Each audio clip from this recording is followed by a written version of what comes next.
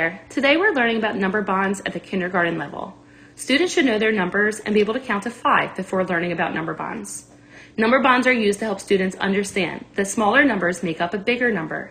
Number bonds are used to provide a mental picture that a number can also be divided into pieces. Number bonds help teach addition and subtraction at the same time.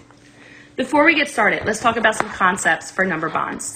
Students should first be introduced to number bonds in a concrete stage. This is the doing stage, using real-life objects. The pictorial stage consists of using these objects into visual pictures. Lastly, the abstract stage applies the numerical symbols to the number bond.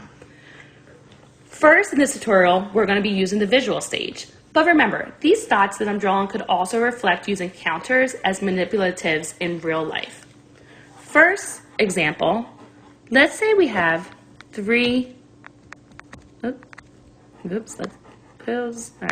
we have 3 dots in this circle, right? Have the student count 1, 2, 3. Say I ask for 1 dot in this circle. 1. We'll have the student count again. 1, 2, 3, and 1. Let's count the total that belongs in this circle over here. 1, 2, 3, 4. Good. We would then put all 4 circles on this side.